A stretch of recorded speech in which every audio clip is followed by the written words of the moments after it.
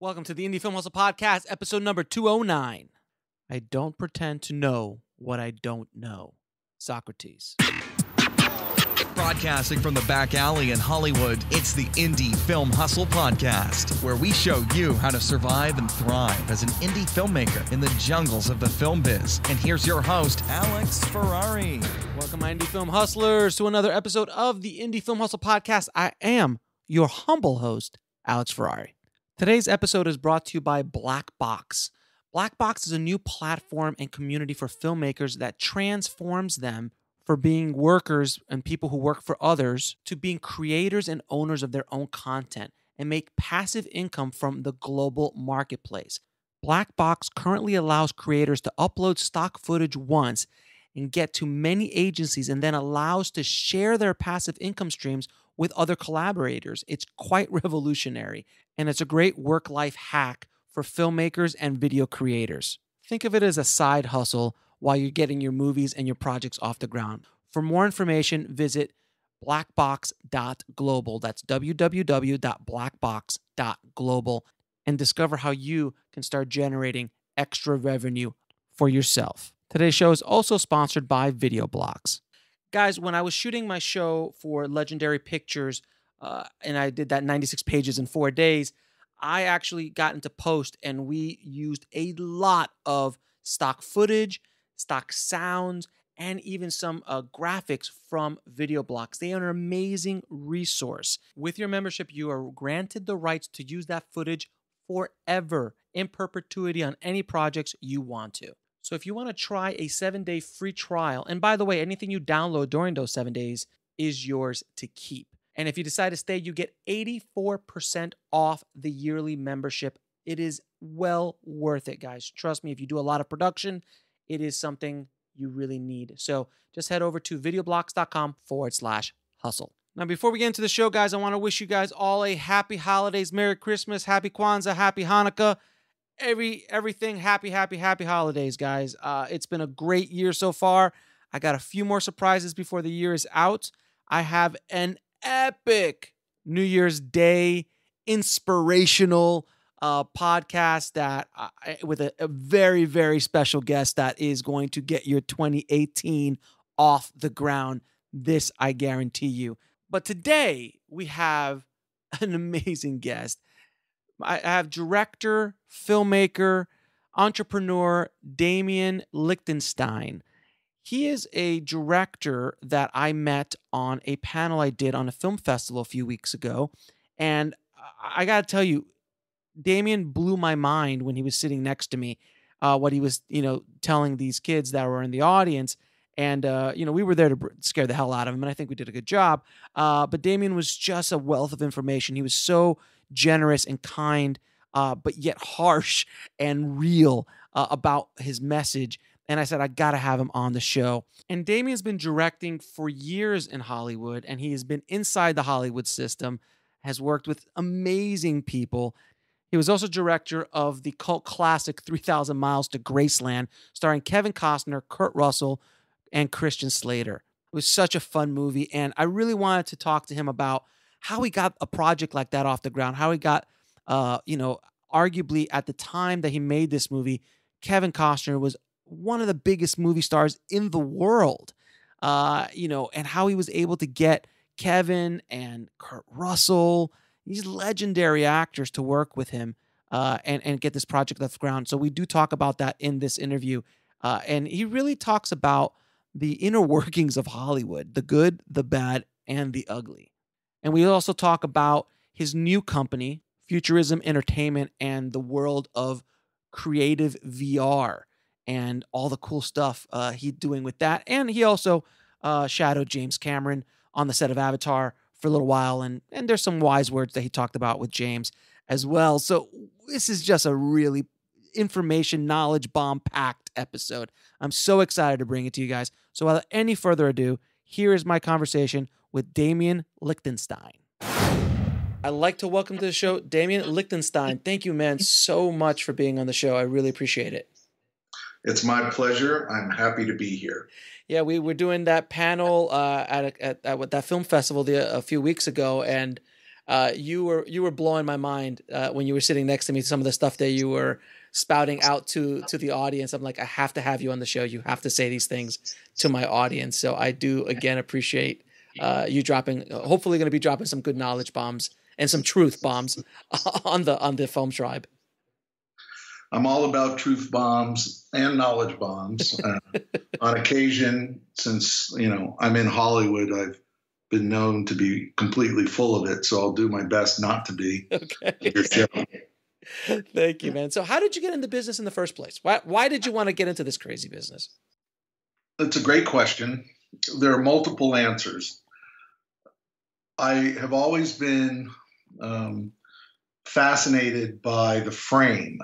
Mm-hmm. There was an image of me when I was a baby, like 1.5 years old, sitting on top of one of my father's freshly gessoed paint canvases. I had crawled onto the canvas that was still drying with the white, background paint that is applied to almost all canvases. Mm-hmm. And then I had picked up a brush and I had started painting around me. And I had a very early relationship to the frame. Mm-hmm. Both of my parents were artists, both of them painters and sculptors and puppeteers. So I grew up in this world of art and creativity and bore witness to it at a very early age. Skip to my parents were divorced and my mother lived in Vermont. My father lived in New York City. And I found myself growing up in the art community in Soho in New York City. Mm-hmm. And my mother in Vermont ran the Vermont Council on the Arts, which included everything from painters to filmmakers and musicians and everyone in between. So every weekend at my mother's home was kind of like the who's who of artists that were in the state living or visiting and hanging out. So I was surrounded by art and creativity at an early age. And in New York, similar with my father, I found myself in a lot of the, in my early days and my youth, surrounded by extraordinary artists. Mm-hmm. A side note, I crashed Andy Warhol's painted Jaguar on my prom night, just to give you an example of how embedded in that world I was. Wow. So but if I'm really going to just, take pieces of it, I was an off-Broadway child actor, professional, paid at the age of 8. And I got into an argument as a, precocious, punky child actor with the director. And because I didn't agree with his direction for my character. Mm-hmm. And he pulled me aside and quite harsh tone said, one day when you're the director, kid, you can do it any way you want. From now on and for the rest of this show, you'll do exactly what I say. And I went home that night and announced that I was now a director because they got to tell people what to do, which I think as an 8-year-old kid is quite fascinating. Mm-hmm. And then filmmaking, my mother, one of her hobbies was photography. And she would take me on top of the mountain in Vermont, and she had a Canon, and that's probably why I like Canon cameras today. Mm-hmm. And she would tell me to pick a lens, and from that lens, she would tell me to pick a shot. And then I explained to her that I wasn't really clear what the difference in the lenses were and what it meant. And she started educating me on this issue. Mm-hmm. And I had one really incredible moment with her that I'll never forget, probably because she told me never to forget it. Mm-hmm. which is that I picked an 85 millimeter portrait lens. We were sitting on a sun-dappled mountainside with ancient moss-covered rock walls and tall pine trees and, huge, beautiful maple trees and birds and deer in the meadow and the old farm on the other, mountainside and cows in the distance. And it was just incredibly beautiful. And I was looking and looking and looking and looking, and I put the camera down and I didn't take a picture. And she said, "What's wrong?" I said, "I don't know which picture to take." And she said, "What do you mean?" I said, "It's all so beautiful. What if I take the wrong one?" And she said, she says, "I want to tell you something as an artist, and I want you to never forget this." And I said, "Okay." And she said, "It's just as important, perhaps even more important, what you leave out of the frame as what you put in it." Mm-hmm. And in that moment, the wind kind of blew and kicked her hair back, and she turned her face up to the sun, and I swung my portrait lens around and took what I think was my first best shot of my life, which was a close-up of my mother's face turned to the sun. And that, I think, on many levels has driven my life and my career, always looking at it's just as important what I leave out of the frame as what I put in. And that has held true in all of my endeavors, especially when I forget that great wisdom and I find myself, or in the past had found myself in a heap of trouble, and then remembered, what am I not choosing to leave out of the frame?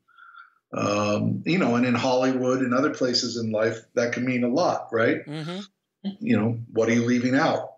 What situations, people, do you choose to leave out of the frame? And what situations, opportunities, and people do you choose to put in your frame? So I think as a filmmaker, it's super critical to have a real clarity on what you're putting in your frame.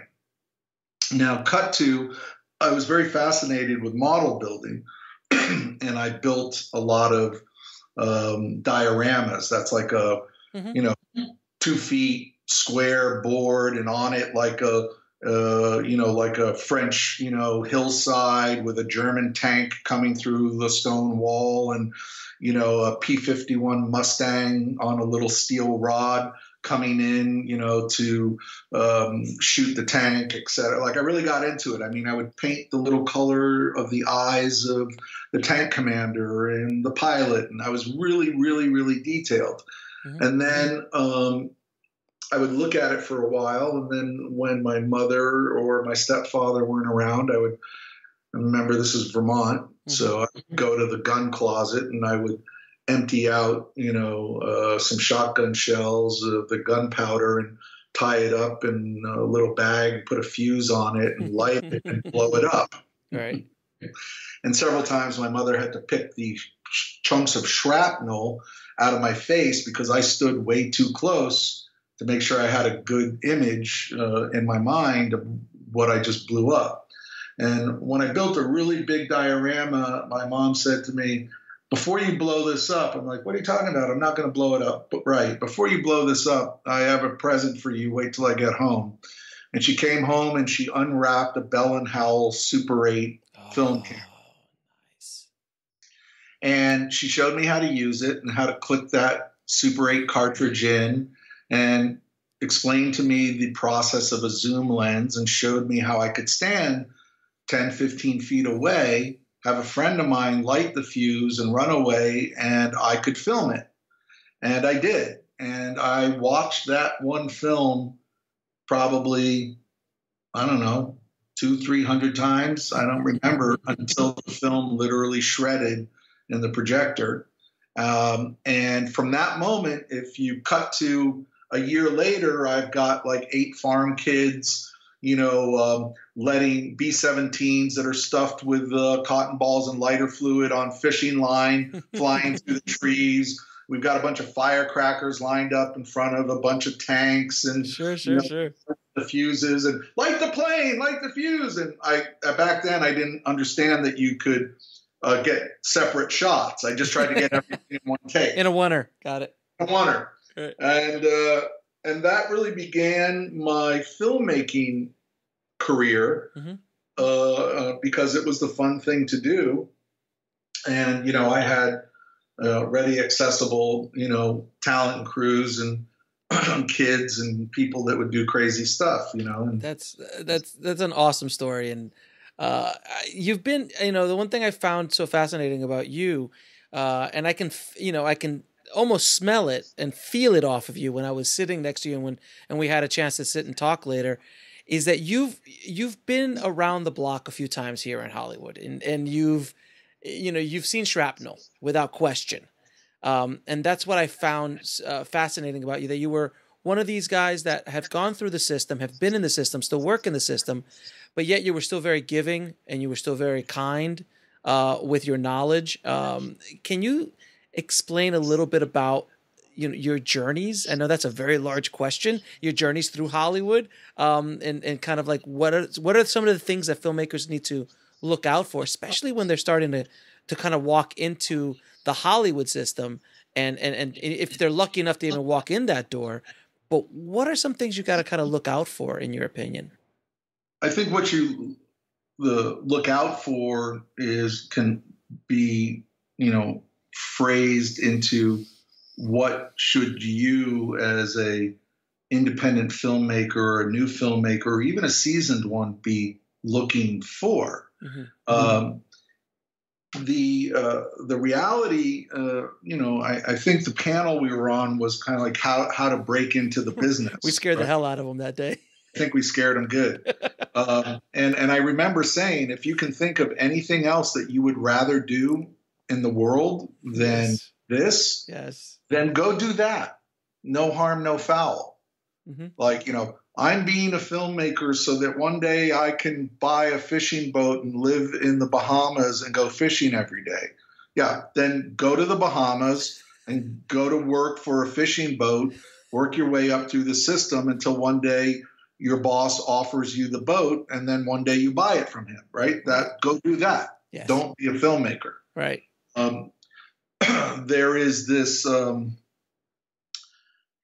be a filmmaker because there's nothing else you can do with yourself and your life because you're driven to be a filmmaker or an actor or a cinematographer or director or producer or writer. You can be a hyphenate filmmaker, or you can specialize. If you have a specialty, then specialize quickly in what you love to do. If it's cinematography or if it's costume design or whatever it is. There are so many specialized things within the industry. But if your passion is to be a director, then and I'll use director as an example, then go and look at all the great movies of the past, the great movies of today, and what you think, will be the filmmakers you would follow in the future. And then go to those filmmakers and offer yourself as a mentee, as an intern.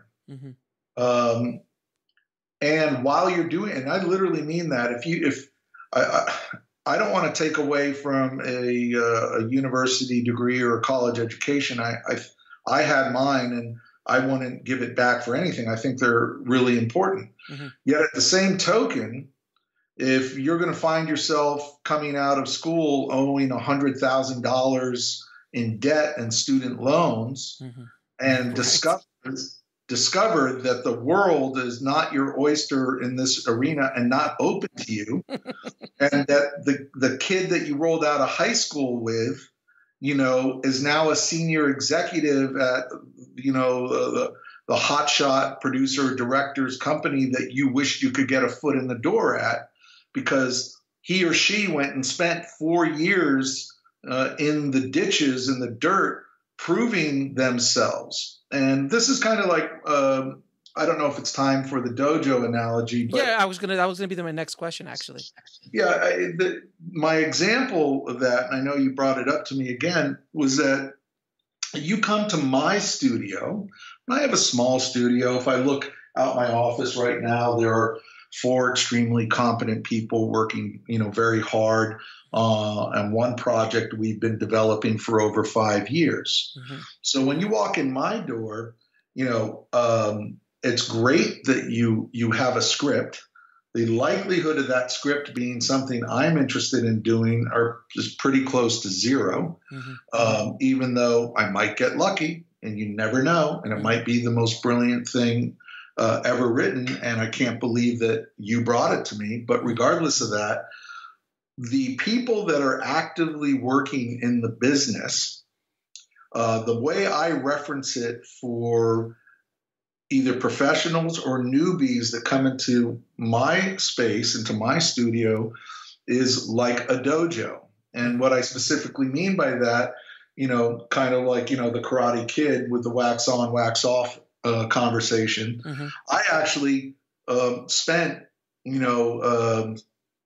decades in a dojo, mm-hmm. and literally. And what did that look like? It means I came in as a white belt, and I paid the master money to teach me how to become initially competent, and then if I wanted to, eventually a master in that particular form of martial art. I had to wipe the floor with my hands. Mm. I had to sweep. I had to clean the toilets. I had to, it's kind of like I reference the Kill Bill when, yes. You went to go to the Chinese Kung Fu master and you're carrying rocks and water upstairs and you're being, abused and beaten and you're having to punch your knuckles against, a tree or a wall until they're cracked and split and bleeding. That's kind of what it's like. It is a dojo. Mm-hmm. And when you come into my dojo, I am a 12th degree master black belt in my particular discipline. Mm-hmm. I have been training and developing myself literally since I was 8 years old. As a filmmaker, you're talking about, not as a filmmaker. Right. As a filmmaker, mm-hmm. since I was 8, as a filmmaker. And if you really want to, slice it to the core, okay, since I was 10. Okay. Mm-hmm. But I consider my professional acting career essential to myself as a director and a filmmaker, mm-hmm. as a child actor. Mm-hmm. I really understand actors at the core level, which is that they're all children inside looking to express themselves in a way that brings them closer to their original source experience of life, Mm-hmm. But regardless of that conversation, in my office, you are in a dojo. You are speaking to a master of this discipline and this particular style. Often, it's funny because as a master, I'm paying you to train me instead of you paying me. Most people would be better off going to a filmmaker or a production company and saying, I would like to offer my services as a free intern for 1 year. I will pay 100% of my own housing, my own costs, my own schooling, etc. And I will be of service to this company. And if I survive the year here and you believe that I am of value to this company, then I would like you to give me the first available lowest paid position so that I can work my way up and learn from the ground up. Mm-hmm. That's like entering with the mindset of a white belt who's intent on becoming a black belt. Mm-hmm. So it's important for filmmakers to understand that when you're talking to someone who has actually made feature films at the studio level or independent films or television series or whatever, they have mastered a discipline and they deserve, in principle, your respect. Mm-hmm. If they do things that no longer deserve your respect, as we see happening in Hollywood today, yes, with the Weinsteins and some of the other people that are in trouble, then don't give them your respect. But, not for a microsecond, you should not put up with any form of harassment. I'm not talking about harassment. I'm talking about the discipline of being of service to those who have been in the trenches and have been on the mat and have been in full contact, knockdown martial arts tournaments, mostly longer than most of those new incoming people have been alive. Kind of like that analogy you used, which was a great analogy as well, as you're the seasoned guy who's been in the trenches for the in this war for a year, and then the new recruit comes in bouncing away, and the first thing you say, like, you stay away from me because you're gonna get me killed. Exactly. There's a difference between enthusiasm, and stupidity. It's a fine line. It's a fine line. It is a fine line. So the dojo analogy is really good from the perspective of, understand that you're entering a master's space, and that master has 100,000 things they could teach you. Right. But the first one you want to learn is respect, discipline, commitment. And in turn, that respect, and that commitment will come to you. And at the same time that you're being of service to a very qualified, creative person. And that's, I don't mean to cut you off, but that's something that's you should make a point of, is like, whoever you do this with, they have to be, you should be not giving it to any schmo off the street. You should do your research. Do your research. Yeah. That's why I said at the top of the conversation, watch the great films. It's really hard for a qualified filmmaker to be sitting there in a conversation and talking about movies, and they might reference something like, well, for example, in Lawrence of Arabia, and they go, Lawrence of what? Oh God, I can't. I was years ago. I was working with a music video director who was like the hottest music video director in the world at the time. And I said, and I was color grading something for him. And I'm like, so you want me to do this kind of like Blade Runner? And he's like, Blade what? And I'm like, are you kidding me? Exactly. And that's one of the problems of today, is that we're in a new culture, by the way. Okay. And the culture we're in right now is the instant gratification culture of give it to me on my, iPhone instantly. And I only have time to absorb, 3-minute clips. Okay. If that's the case for a wide section of the global marketplace, then you have a very unique opportunity.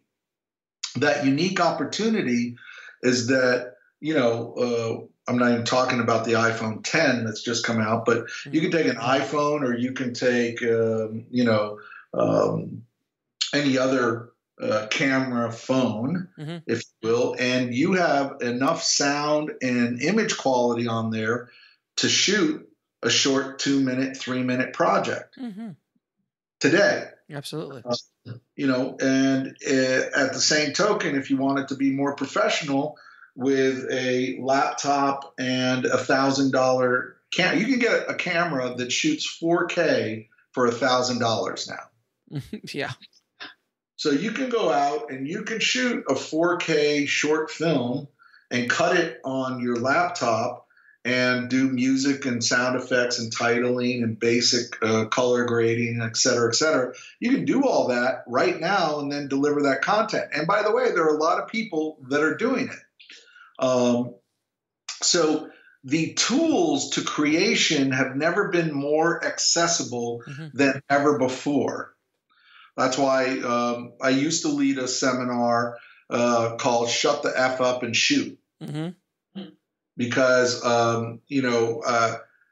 my example is I would stand actors up and I would ask them, when's the last time they had any sort of significant role in anything?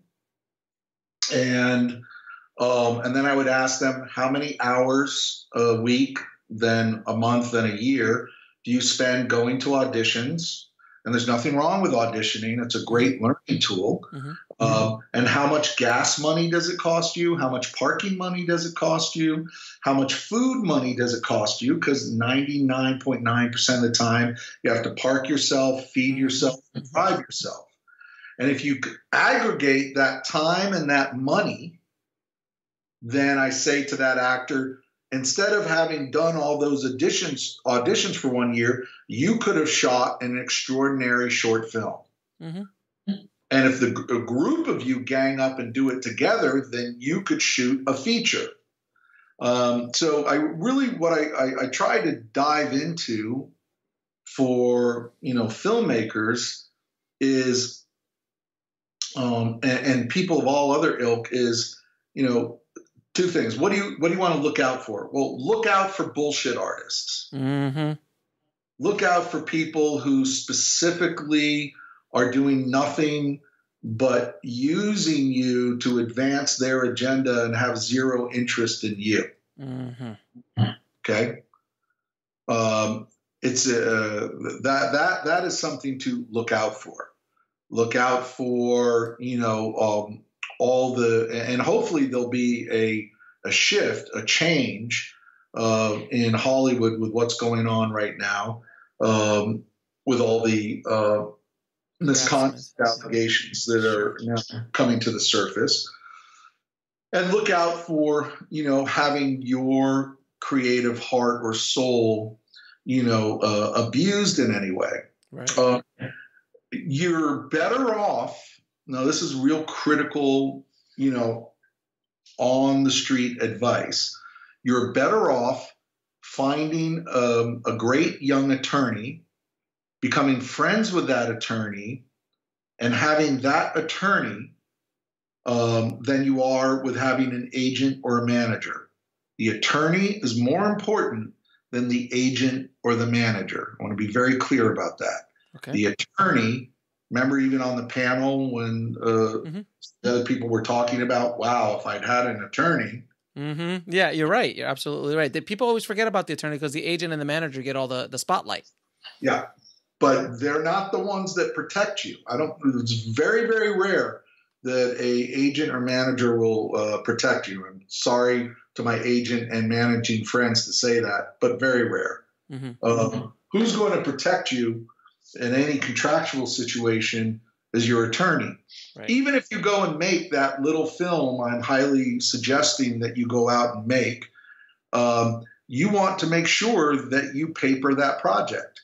You want to make sure that the script is copyrighted with the United States Copyright Office. By the way, everybody, WGA registrations don't mean anything in a court of law. Nothing at all. Nothing. Mailing it to yourself doesn't mean much either. Right. What means something is the United States Copyright Form PA registration of that material. Yep. What means something is that anybody who touches that material, i.e., well, let me just work on the script over the weekend for you. I know you're tired. Anyone who touches the material has a contractual agreement with you that their creative work belongs to the material, not to them. Right. Otherwise, the answer is, look, I really appreciate your help, but if you can't sign off on something called a C of A, that's a certificate of authorship, okay, and that you waive all your droit moral rights, i.e., this belongs to the project, not to you. All of these things become super critical, that your actors sign off. If you're using SAG actors, then you get a SAG new media agreement in place. And if you're paying everybody, $10 a can of Coke and a slice of pizza, then that's what you're paying them.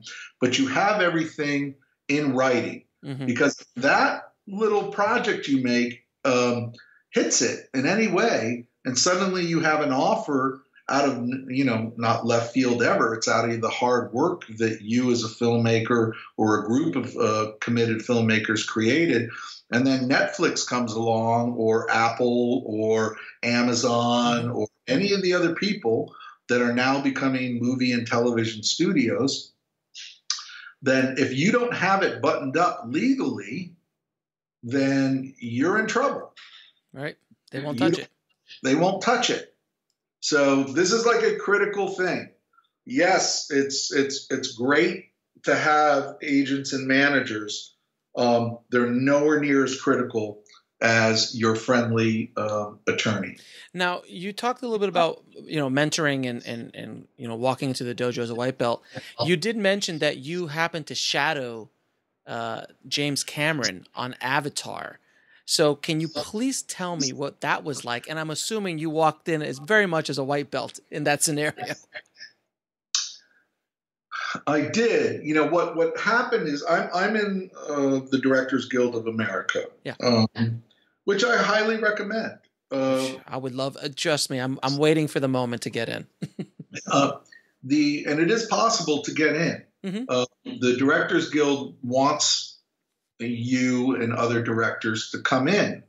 They don't want you not to be a part of it, because they know that it's the new voices that matter. Right.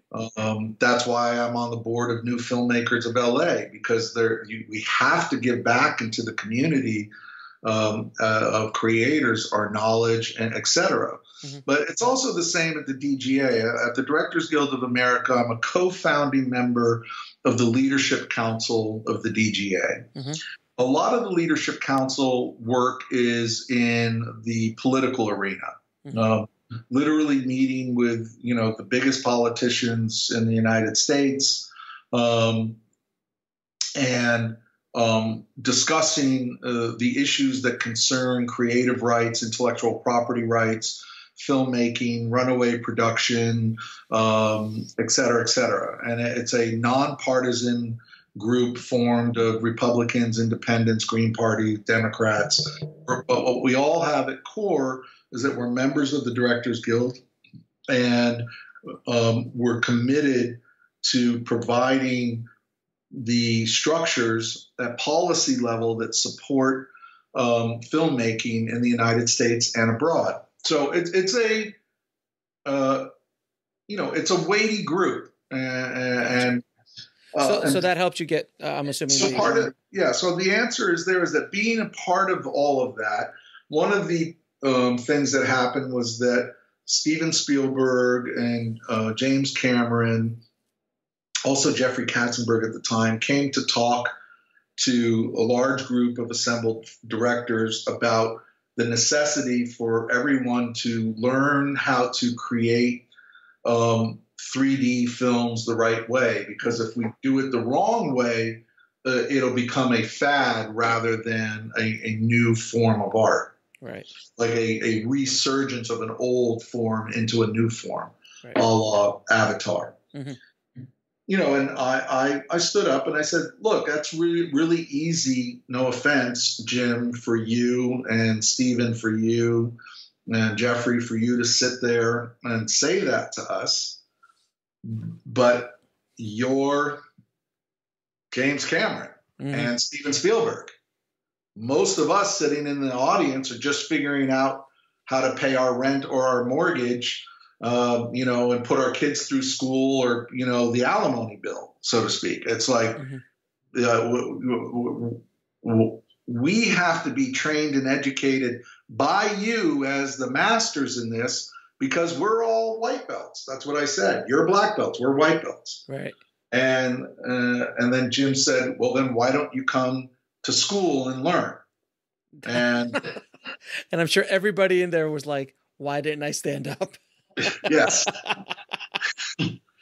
Which then began a relationship with Jim that I'm not a close friend of Jim's. Mm-hmm. It is we share, by the way, the same business manager. Mm-hmm. And I'm in the middle of potentially helping his team out with some really radical new technology that would help him and would help Peter Jackson in the pursuit of the movies they're creating, Avatar and beyond. Mm-hmm.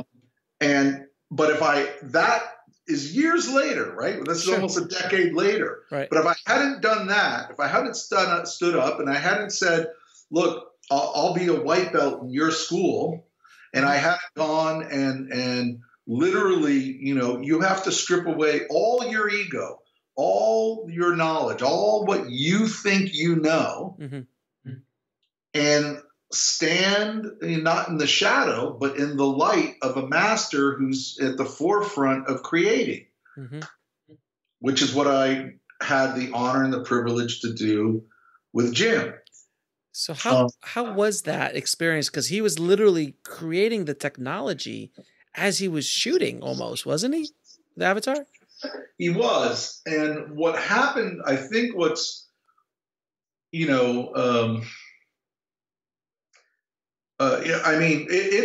the one thing I can tell you is that it's difficult to be in the presence of an actual genius when you suddenly discover for yourself that you're not one.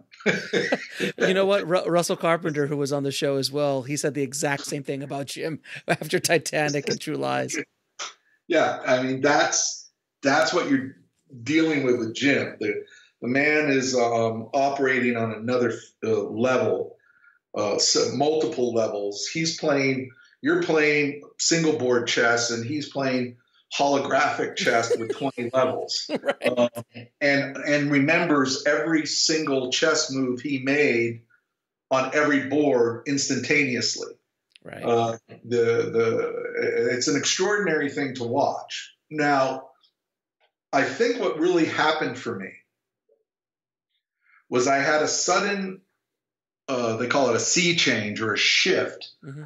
and where I suddenly understood that I really needed to understand technology, that I needed to understand how the movie industry was going to be shifting, Mm-hmm. where technology was going to come into play at a level beyond my current capacity to understand.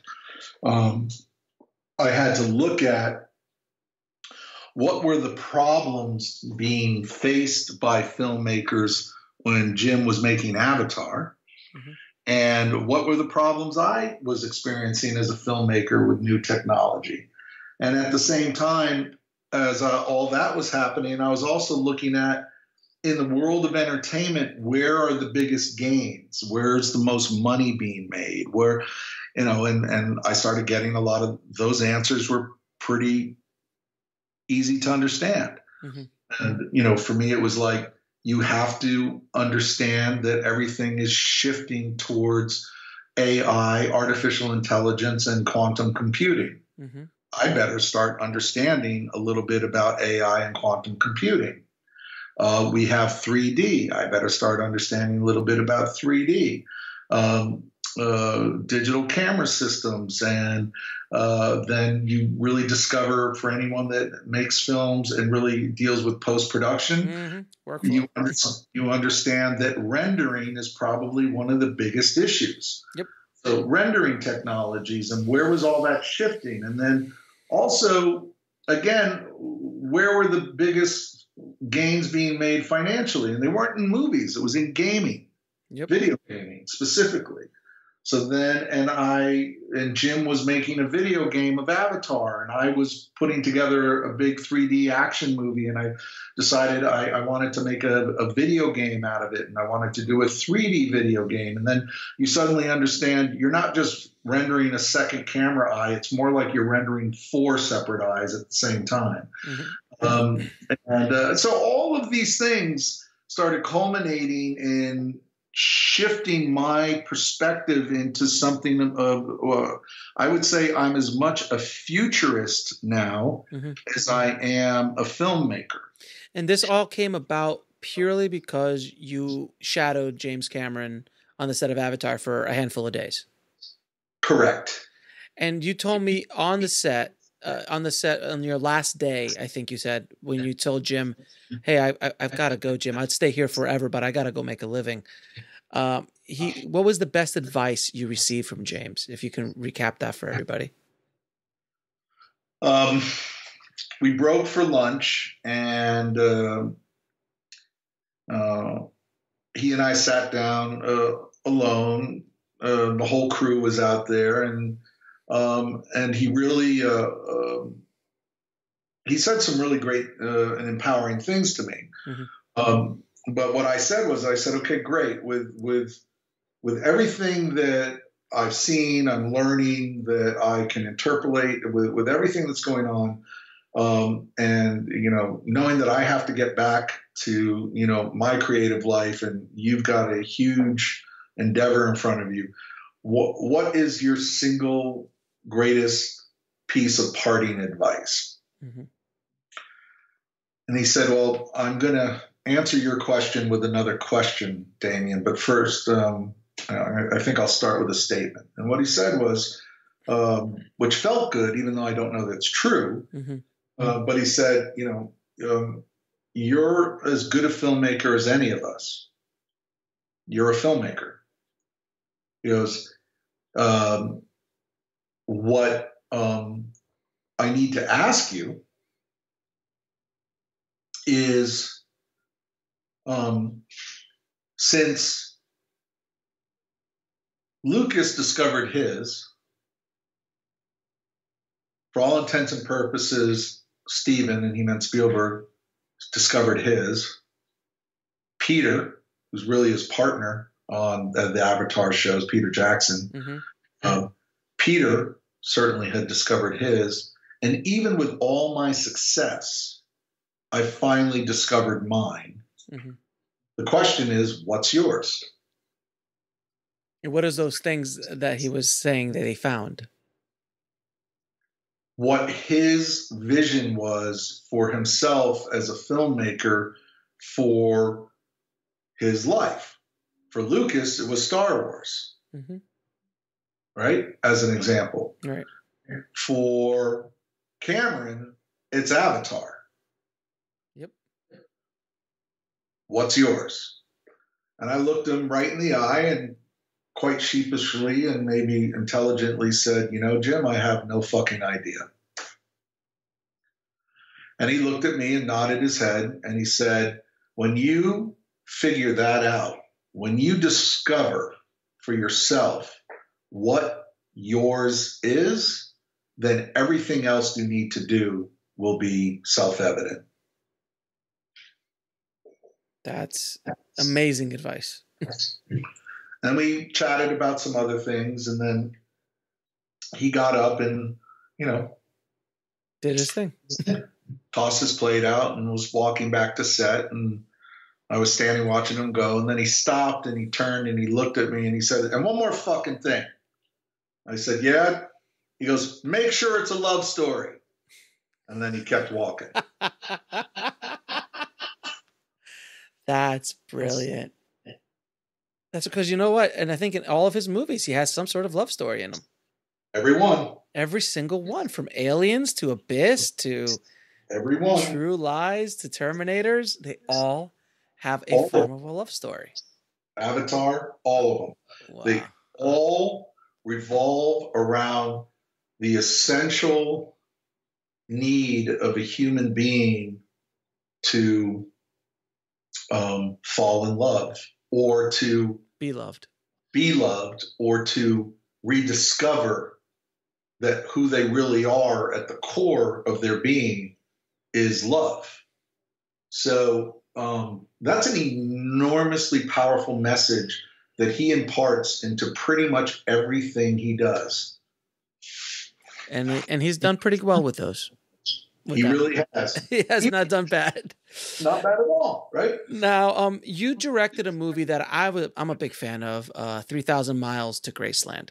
I saw it when it came out back in the day, and I was just a huge fan about it, a huge fan of it.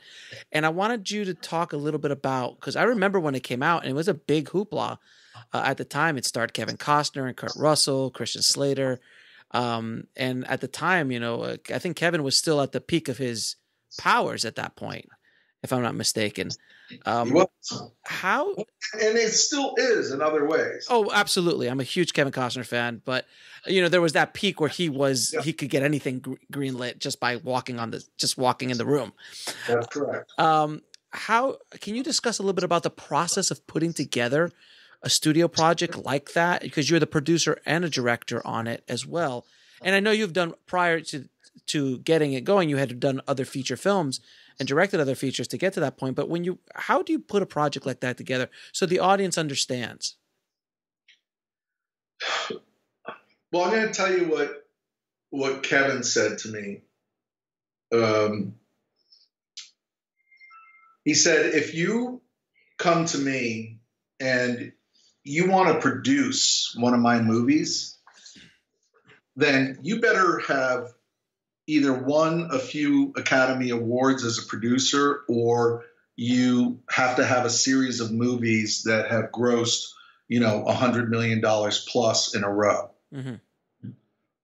If you're a cinematographer, same thing.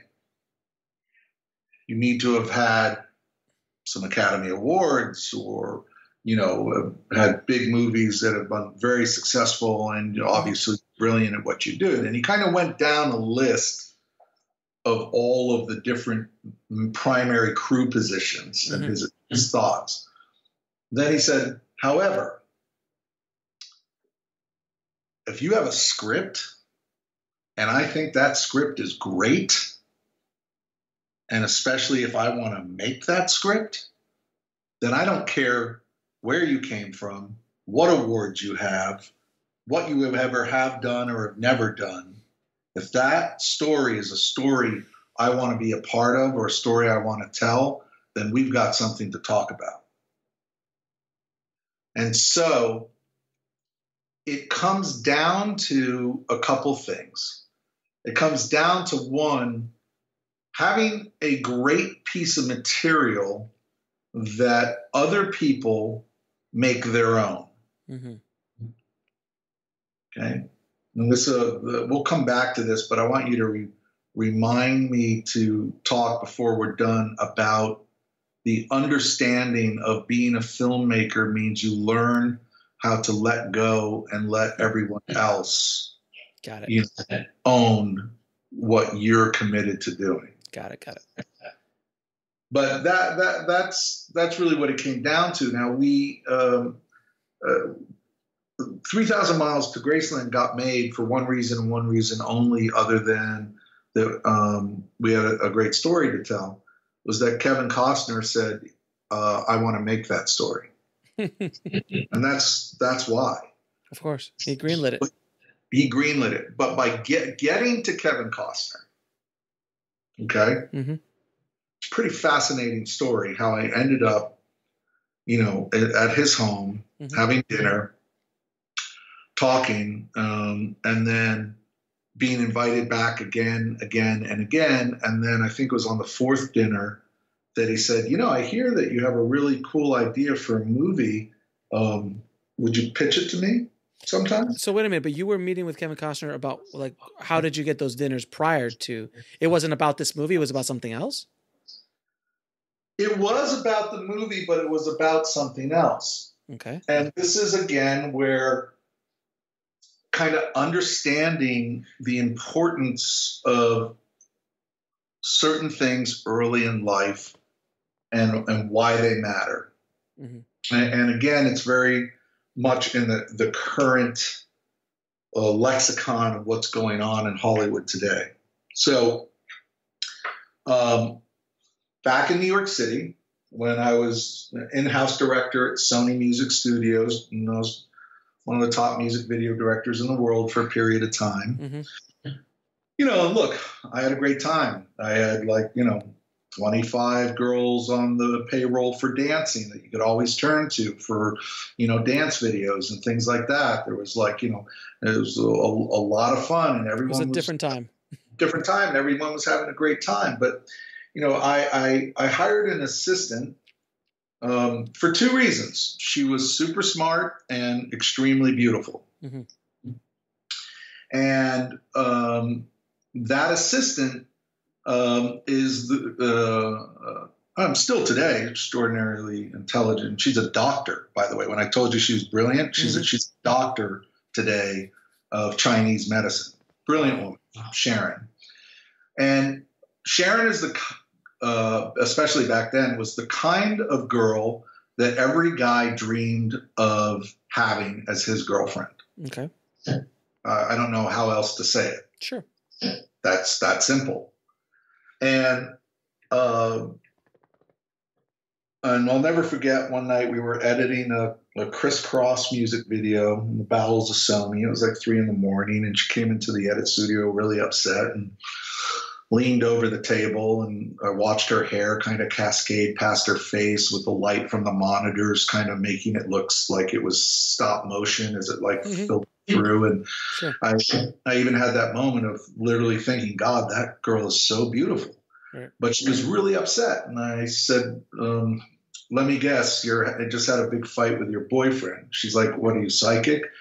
I said, no, you're you, and you're with a director in a dark room in a highly secured facility that no one else can get into. If I was your boyfriend, I would be deeply concerned. Right. So I'd like to meet your boyfriend and let him know he has nothing to be concerned about. She said, wow, you'd really do that? And I said, yeah. And that guy became a friend of mine for many, many years. Mm-hmm. When Sharon moved out to California, I followed, not following her, but a couple of years later, I came out with my girlfriend. And when I called Sharon, she said, hey, what are you doing? And I said, all right, we moved. I'm here. I'd love to meet you for lunch, chat. She said, great. What are you here for? I said, I've got a script I've been working on. Directing, and she says, what's it called? I said, 3,000 Miles to Graceland. She said, cool. Who's in it? I said, nobody yet, but I really want Kurt Russell and Kevin Costner. And she laughed, and I said, I know. I'm shooting pretty high, but they're two of my, heroes. Those are the guys I want in the movie. Mm-hmm. And she said, great. Good. Let's have coffee. And, do you have the script? And I said, yeah, I'll bring you a copy. She called me the next day, and she said, hey, I'd love you to come up have dinner with me and my boyfriend. I said, sure. She said, bring your girl, and I look forward to seeing you. I said, great.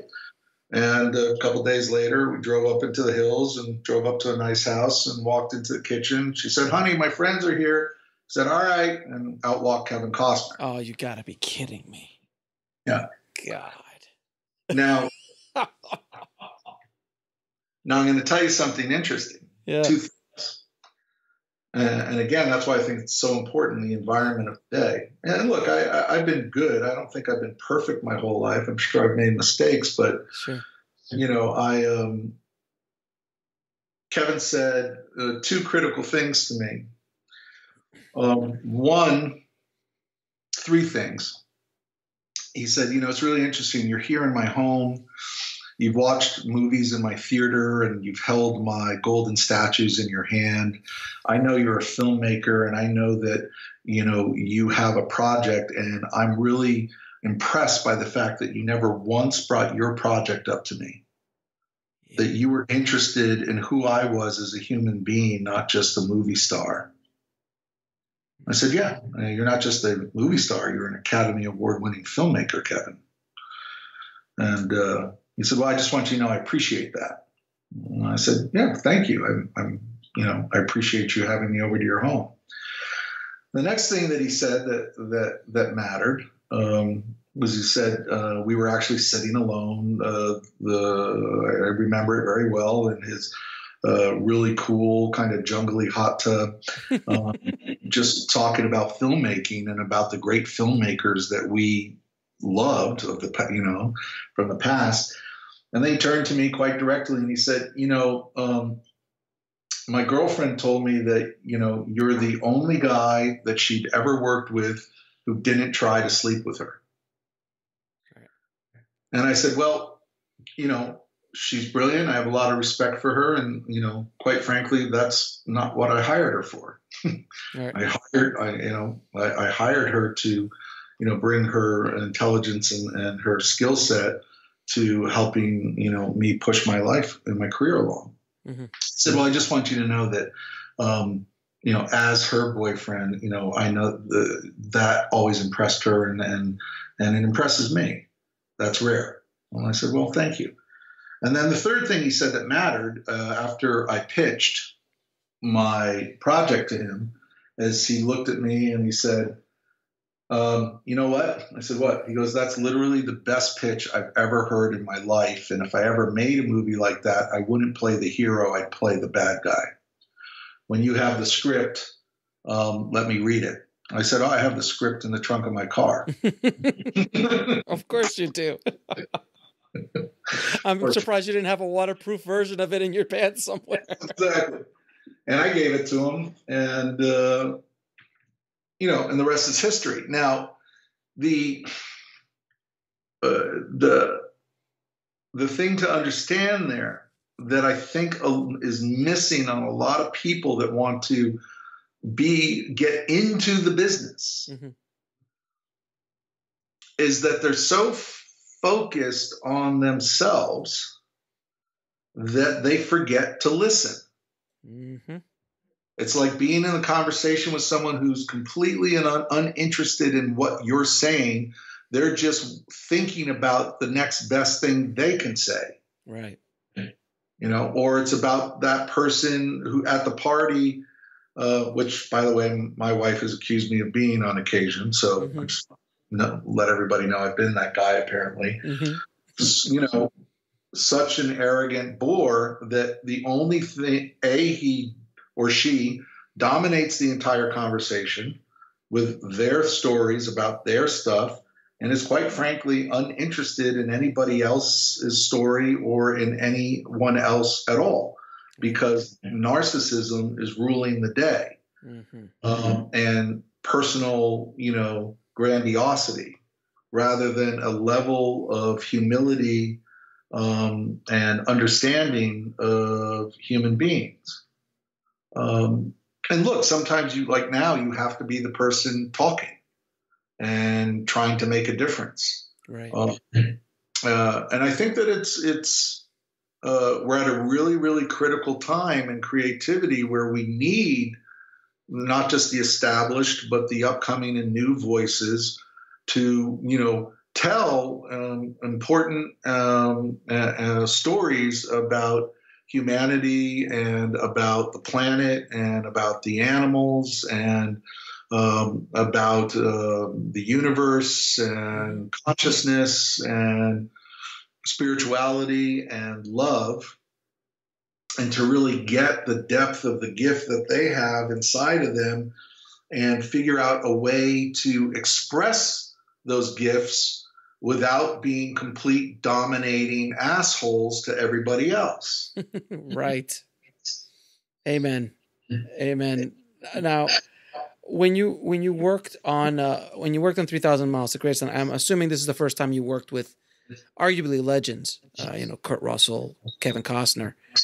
First time I worked with acting legends. Exactly. I had, prior to that, worked with people like Eric Clapton, sure, and Sting, and Queen Latifah. So how do exactly as a musical director? But let me ask you a question: how do you direct an Oscar-winning director, and how do you direct someone like Kurt Russell, who's been literally he was born and he just right off the womb he was acting in Disney movies? Like, how do you direct those kind of actors? Kurt Russell's first acting gig was as a kid kicking Elvis Presley in the shins in the movie It Happened at the World's Fair. Mm-hmm. And in 3,000 Miles to Graceland, Kurt comes around the corner of his Cadillac to find a kid stealing his his air valve caps, and then he promptly kicks Kurt Russell in the shins and runs off. So most people would never know that, and the album that Kurt signs in 3,000 Miles to Graceland in the elevator scene with the girls is It Happened at the World's Fair. Of course. And I kept telling Kurt, we only have one copy of this album. It's literally the only one we could find. I said, make sure when you sign it as Elvis Presley, not as Kurt Russell. Right. So if you watch, you literally see he starts to sign a K and then turns it into an E, and then it's pretty funny. It's true. He's like, oh man, But how do you how do you direct guys like that? It comes down to this. You listen. You listen to their ideas about the character. You listen to their ideas about the story. You come to some understanding of what's driving and motivating them as a character. And to say simply, as a director, you as a director come prepared. People have to understand that, two groups decide whether or not you make your day on a big movie. Two, the crew and the cast. The cast can think you're such an idiot that they refuse to come out of their trailer and work another minute with you. Guess what? There's not a lot to shoot. Right. Or some other issue keeps them in their trailer. The crew can move like molasses, super slow, because you're such an ass, and they have no interest in helping you in any way because you're unprepared, you're unprofessional, and you don't treat people with respect. So become prepared. And literally what I mean is read your script, block out your shots, write down your shot list, make quick thumbnail storyboards, and hopefully have a storyboard artist that can turn them into storyboards. But stick figures will do. Your floor plan is really critical. The set, where your cameras are placed, and what shots you plan on getting from that direction. Have an understanding of that and really work that out with your AD team. Your director's team. That's why the DGA is so important, because they really understand the importance of the director's team. It's a team of people. It's not just you. If we're talking about directing, it's a team. Teams make movies. Teams. It's a team effort. So in talking to the actors, when the actor knows, they know, because guys like Kurt Russell and Kevin have worked with 100 directors, and they've had the 33% of them that are 100% prepared, the 33% of them that are completely unprepared, and the 33% of them that, are maybe figuring it out in the moment to some degree, but their skill set is so high that, they've got a certain level of movement and velocity that is unique to them. I'm not worried whether or not, Spielberg has storyboarded or Jim has, right. But they have. Right. Okay. I'm not worried if they have, but they have. So the point is that when the actor sees that you are technically prepared and in communication with your crew, and that your crew is respecting you because you understand what you want, right? Like I'm answering your question, and you'll notice it goes both ways for the crews as well. When I'm on a set, there's a certain period of time that people show up for breakfast. I have a rule. My rule is first shot is off within the first hour. Period. First shot, no matter what. No matter how big the day is, how big the setup is. totally got it. You're prepping, camera A, but you know what? Give me camera B on on a hi-hat right here. I want it wide, but not super wide. I'll take a 35 millimeter lens right here. If you think 18 is better, we can do that. But you tell me, Dave, my DP, what you think. But that's what I'm thinking of, and I want to see my lead guy, cresting over the hill as the sun is rising. And let's. I know I didn't have that in my initial shot list and boards, but I really want that shot. Let's get that right now. And then you go over to your cast, which are typically in a big movie, they're in makeup in the trailer, right? Right. And you go in and you spend time making sure that they're cleared. And what I mean by that is everyone has their own bag of tricks, but for me, with guys at the level of Kurt and Kevin,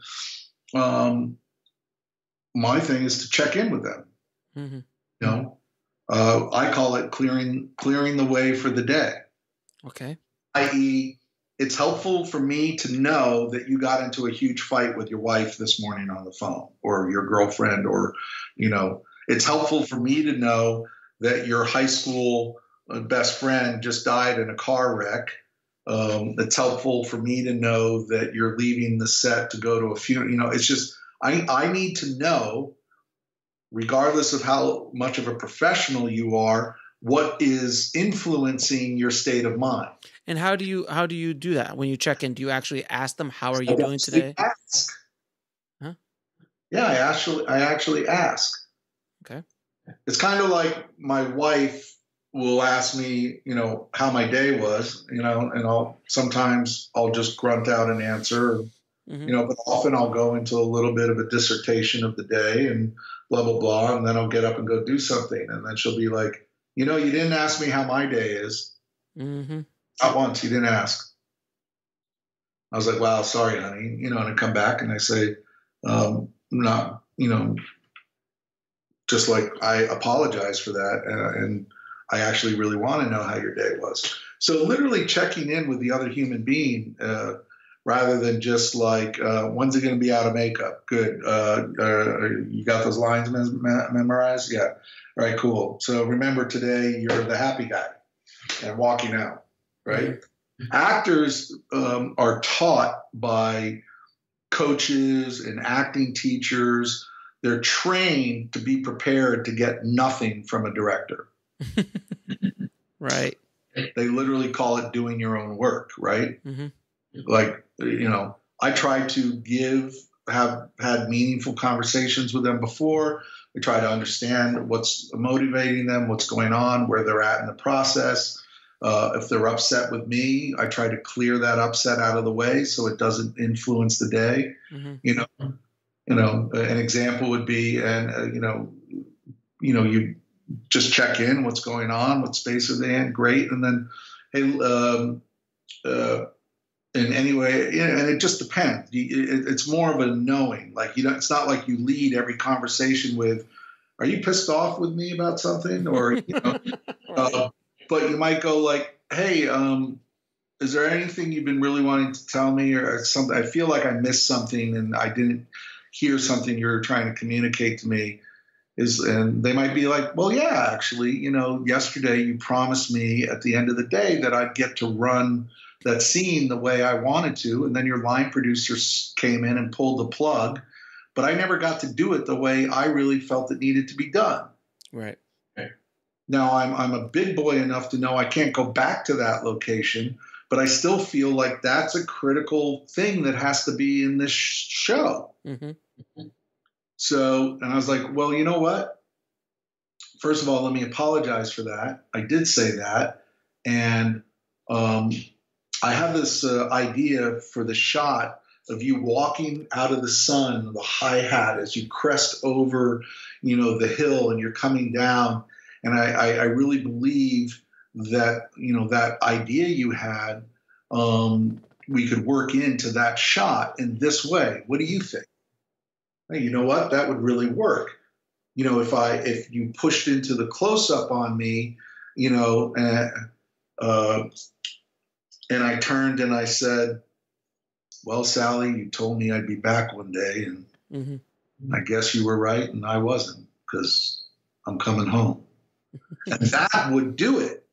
Okay, great. We're going to do that first up. Now, I'm just giving you an example, but that is an actor who now feels like they're in relationship with the director, that the director is listening to them, that the director cares about what's going on for them, not just about them parroting out some good lines for them, and that understands that there is a co-creative relationship happening with the person who is embodying this character on screen. You know, who would you say is the greatest living actress today? No, well, Meryl, I'm assuming. Meryl Streep, right? Right. So Meryl said something great. Now, she didn't say it to me, but what she said is, she said, as an actor, I give voice to a soul that doesn't have one. Oh, that's a great line. And you really want to think about that, because that when I heard that, that never left me as a director. As an actor, I give voice to a soul that doesn't have one, because the actor embodies the living, breathing soul of the character that has been written, you know, on the page, either by another writer or yourself. And they are, as an actor, doing everything they can to embody the soul of that being and give voice to that character. As a director, I'm sorry, I cut you off. No, I was going to cut you off. Go, continue. As a director, it's my job, or the job of a director, to clear the pathway so that that voice can be fully realized from the depths of the soul of that character. And as a director, it's always good to check in to find out if you're the biggest roadblock. I can tell you, as a director, I have discovered, holy shit, I'm the biggest roadblock here. Because I'm so consumed by my idea that I'm not open to what the soul of this character is trying to say. So can you go back? You told me to remind you about letting go, and to go back and talk about that a little bit, about letting go of the process and letting go of other people to taking it on their, you know, making it their own. Can you talk a little bit about that? Yeah, that's a perfect lead-in. Thank you. At some point in the process, you discover, okay, that you are just part of the system. Right. You are part of, you are in a studio level project. You, as a director, if you've noticed of late, by the way, if you're paying attention, you are a essential, replaceable part.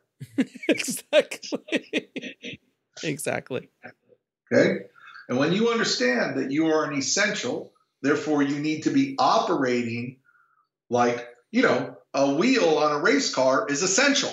And it's a replaceable part. Okay.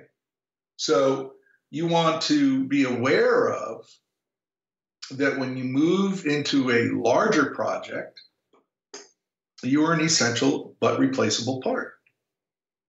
You want to start to get into the concept of co-creation. You want to look at, how can I check my ego at the door and bring my competence, my commitment, my compassion, you know, and my creativity to the party. You want to learn how to be an extraordinary listener. And another thing Kevin said to me, well, long before we went into production, he turned to me and he said, you know, I've worked with a lot of directors. I said, yeah. And he said, I have never worked with a director that listens to me the way you do. It's really unique. And I said, thank you. I really appreciate it. He said, how did you learn how to do that? And I said, I actually went to school where you learn how to listen. I literally trained and developed myself in a leadership capacity in listening, multiple different schools of thought. And going back to the dojo and to the masters, you are listening. You are not talking. Right. All right. Higher education, higher consciousness. You talk at one point, but your primary job is listening. Mm-hmm. When you're there as a director and you're watching a performance, what matters is the depth of your listening. There is a profoundly different experience for the actor if when they look over to the director's chair, they see a guy texting while they're in the middle of their rehearsal, mm-hmm. as compared to a guy leaning on the edge of his seat, like the words that are falling out of his mouth and the twitch of his eyebrow and the sweep of, his hand gesture is potentially the most miraculous thing you've ever seen. Because you're listening for greatness. You're listening for creativity. You're listening for, does that truly move this character and this story forward? So Kevin said, well, however you learned how to do it, I promise you this. If you continue to listen to me the way you do, I promise you that on set, I will be your greatest listener. I will listen to you in a way that I have rarely listened to other people. And I said, thank you. Then I will do everything I can to continue to earn that level of trust with you. And that's also the next thing that comes down to is that people need to trust you as the creative. Mm-hmm. They can disagree with you. They can be angry with you. But it's very simple.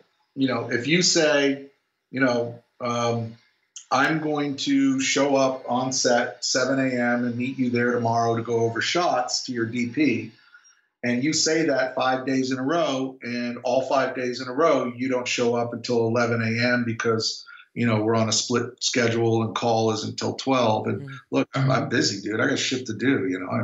I got problems. I got politically. Well, guess what? That DP no longer believes in you as a director. Right. Because they can't trust your word. And they know you're not interested in showing up to honor both your word and to co-create with him. Right. Okay. He's no longer making the movie for you or with you. He's just making a movie. Have you ever been on a big set with, the hired crews? It's really fascinating. Mm-hmm. Let's say you're on a 8-week shooting schedule. Around the 6th week, on every break or downtime, you see every crew member on their phone or their iPad or whatever, because they're all busy lining up their next gig. Right. You're just a guy or a girl, a woman, let me not say girl. You're just a man or a woman that happens to have the gig that's paying them today. Right. It's really fascinating. I've seen it multiple times. Like they're not checked out of their job. They're just hustling. Yeah, they're hustling their next gig. Now, can you discuss a little bit about what you're doing with Futurism Entertainment? I can. I've spent the last 7 years of my life as a white belt, learning how to become a black belt in the world of video gaming, virtual reality, and quantum computing. Mm-hmm. I believe that the future of entertainment is going to be instantly accessible, let's say via, we'll call it the smartphone for now, mm-hmm. right? And through VR and AR technology, you're going to be able to transport yourself instantaneously into the holodeck. Mm-hmm. There's even a company has now registered themselves as the holodeck, by the way.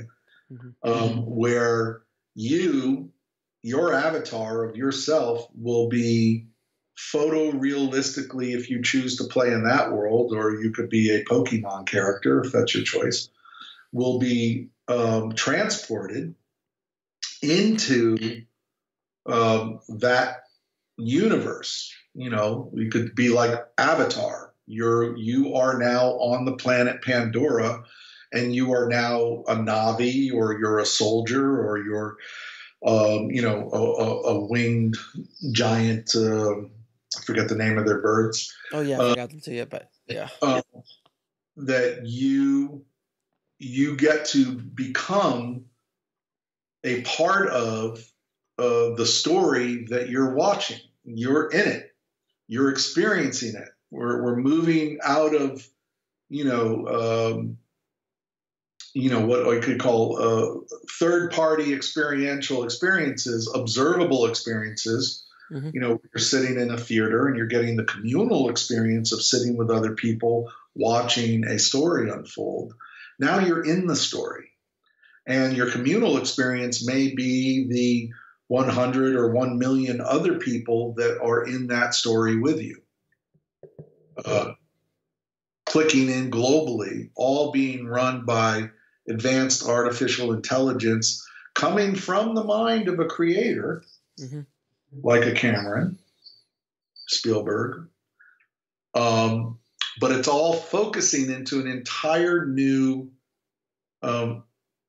way of absorbing not only information, but entertainment.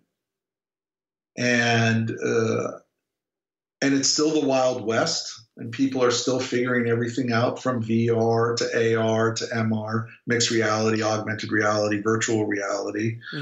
They're still advancing, in cinema. There's a whole new way 3D is coming. We'll probably see it with Avatar, where you still get 3D, but you don't even wear glasses in the theater anymore. That would be interesting. That would be interesting when that happens. Right? So all these technologies are advancing, and as these technologies advance, futurism is positioning itself to be one of the creative groups of people that understand the radical embracing of new technology in art, which is really what futurism means. Like, if you look it up as a concept. So that's what futurism is about, and that's awesome. And I have figured out that one thing. By the way, it took me 2 years after that conversation with Jim to figure it out, and it took me another 5 years to write the first 3 drafts of the script, and now we're redrafting as we speak. And to figure out the game, the massive multi-online player game, to figure out the virtual reality scripts, to figure out the augmented opportunities, to figure out the AI and quantum computing technology required to execute on it. We're all forging our pathways.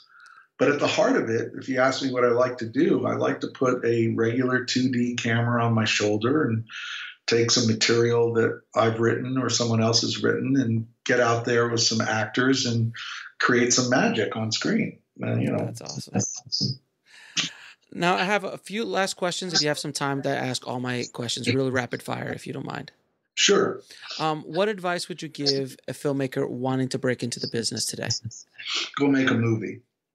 I get that a lot on the show. Literally. Yeah. Go do it. Go sit down. If you don't know someone that knows how to write, and someone that knows how to shoot, and someone that knows how to edit, and someone that knows how to act, then you write, shoot, direct, edit, and act in it yourself. And music is important as well, so composer, etc. But go make one. Can you tell me what book had the biggest impact on your life or career?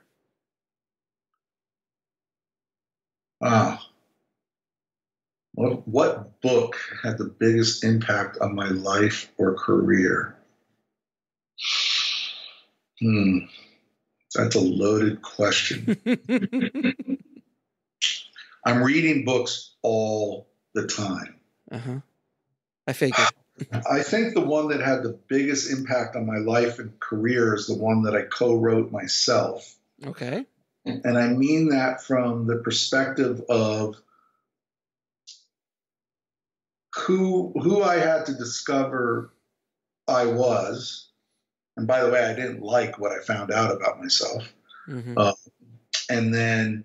the people that I interviewed for the book, or that I came into contact because of it, you know, from the Dalai Lama to, you know, Jack Canfield, who sold more books than anybody on the planet, to Marianne Williamson, to Reverend Michael Bernard Beckwith, to you name it.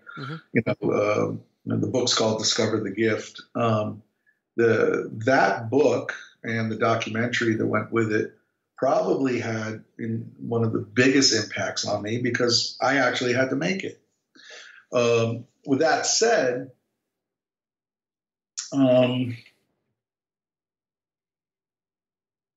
there's a really brilliant little book by a Buddhist monk called the Diamond Cutter. Okay. And it was one of the few back in the day, you'd call it books, manuscripts, conversations that Buddha himself said was, you know, critical to understand. And it was essentially about the combination of consciousness and spirituality with business. A lot of what we see happening in the world today is business trumping consciousness, humanity, or spirituality, rather than coming to the fundamental understanding that business and consciousness go hand in hand. And the simplest way to understand that is that if you have a huge company and the leadership of that company are conscious and enlightened and care about humanity, then the impact on the thousands of people that work for that company is, you know, radically different than someone who's running a big company that thinks it's only about money, and, you know, that the people that work for them are basically slaves. So any pharmaceutical company. any pharmaceutical company. So, or, you know, almost any big oil company. Yeah, you read my mind. So even though I don't think, you know, I could go on with a big list of books, sure. But The Diamond Cutter, just that one book is a good read. A good read and an important read. It will teach you something about yourself and creativity and business and spirituality and consciousness. I don't know why that comes to mind. Another book that had a great impact on me is not about filmmaking at all. It's called Way of the Superior Man by David Data. That's really worth reading for men specifically. And I think the things, I don't know if you're going to ask the question, but the things that have had some of the biggest impact on me directly and supportive in my career has been my being a student at Landmark Education, which is a higher consciousness, self-awareness seminar company. My deep work with my Lakota, Native American spiritual work, the ceremonial leader within that work that I work with. And so that's been very profound. And you know, the the greatest teachers in my life today, bar none, are my two children, Romeo and Luke, 2.5 and roughly 1.5, and my wife, because they are the ones that teach me every day what really matters. Yes. Secondary to my ego, wants, or needs. Amen, sir. What is the lesson that took you the longest to learn, whether in the film business or in life?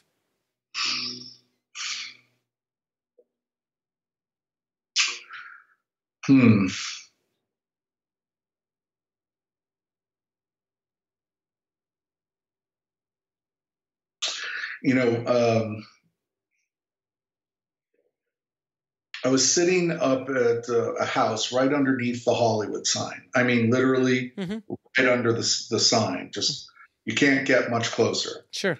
And the house across the street was like a cliff house, and it used to be James Dean's house. Wow. The house right across from it, that perched on the other side of the cliff, which is literally one street across, right, was my production designer, Robert, for 3,000 Miles to Graceland. I know Robert. Yes, Robert DeVico's house. Yeah, he was my production designer in a bunch of commercials I did. Yeah. So he's good people. He's amazing. I love that. I've been to the house. The house was amazing.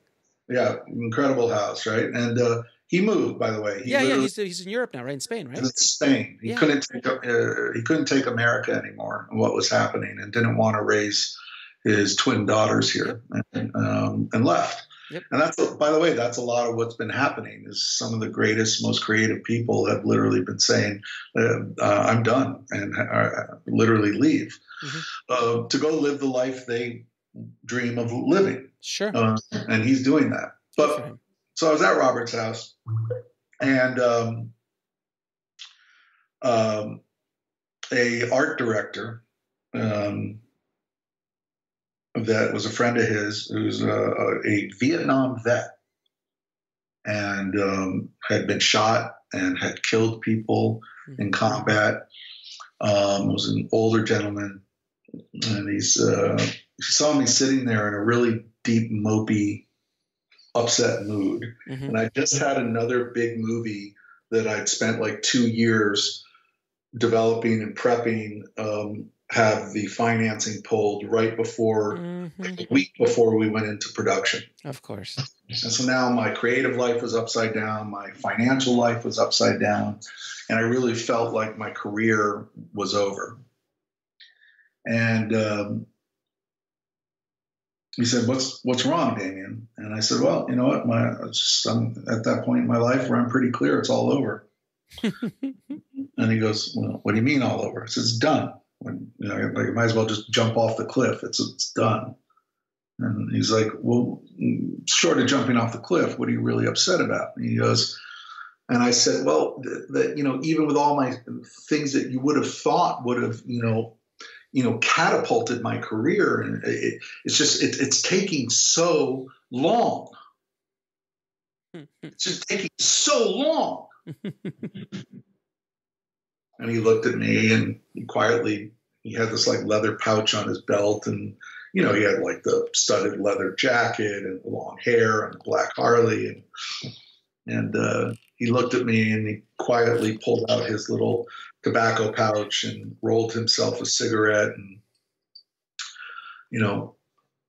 looked at me for a minute, and he kind of looked like Merlin the magician. You know what I mean? Right. And he was a wise man. He'd seen a lot of the world and a lot of life, and a lot of the ugliest parts of the world and a lot of the most beautiful parts of the world. Yeah. And he said, "Do you know what the beauty, Damian, is of your career taking a really, really long time? Do you know what the beauty of that is?" And, I was like, "Quite frankly, no, I don't." And he said, "It means that you are going to have a really, really long career." That's awesome. And what I learned from that in that moment is something that all the great sages say, but you have to discover for yourself, is that it is a journey. It is not a destination. Yeah, oh man. I preach that all the time. And if you think that you're getting in this for the hit it and quit it, get rich, get famous fast, that's not going to happen. That's about as much chance of you winning the lottery. Sure. Okay. There happens to a rarefied few, but that's why you know about it. You always see the winners of the lottery. You never see the millions of losers. That's right. So the critical piece of advice is to understand and bear witness to and be fascinated by that each and every step along the way is in and of itself both a great learning experience. Mm-hmm. I saw this quote the other day, right, from my literary agent, by the way, mm-hmm. who's a manager and does agency and stuff, but he's really a literary manager. Mm-hmm. Books and has had many movies made from the books he's represented, etc. But his quote is, "I never lose. I only learn or succeed." And I think that's the one that I'm really coming to understand, that if who you are is committed to a long and varied and at times deeply painful, at times extraordinarily exhilarating, but in principle a lifelong career, then become a perpetual student of the moment. I'm even relearning things about myself in this interview with you mm-hmm. that, this morning, quite frankly, I'd forgotten. Right. It's fascinating when you start going down certain paths, certain doors open up again that have been closed for years. Yeah. So this is that's really what it is, that I'm learning that every day right now is a miracle, and every day is an opportunity to learn, and every day is the opportunity to make a difference for somebody in your life. That's really it. Damian, it is that's a very great answer to a very tough question sometimes for people. And can you tell people where they can find you or find out more about Futurism Entertainment and what you do? Yes, I can. I mean, I'm on Facebook, obviously. Sure. Futurism, we are in our early stages. You could call it a startup company. Mm-hmm. We are currently working out of, I just built a new home studio in Encino at my home, because I don't want to miss my children growing up, those formative, first 5 years. Yep. So this is where I typically am, or, traveling somewhere I have to travel to talk to the people I have to talk to. Futurism is not fully open for business yet, from the perspective of that, I'm hiring beyond the staff I have, or that I'm currently, in production. We are currently completing our business plans, our financial modeling. We are really looking at, how to be a essential and critical part of the new creative world that is opening up for everyone right now. And I guess I want to remind everybody the other thing too. It's just really critical to remember that, you know, this is the film business. This is the business of entertainment. It's an important thing to understand that it's not only about your creativity, it's about how can you build a sustainable model that generates revenue, that hopefully creates a profit that allows you to continue to engage in the creation of your dreams. Mm-hmm. How do you do that? You know, a good idea is to model or find some way to be mentored by or connected to people that have been radically more successful at it than you have. You know? Yep.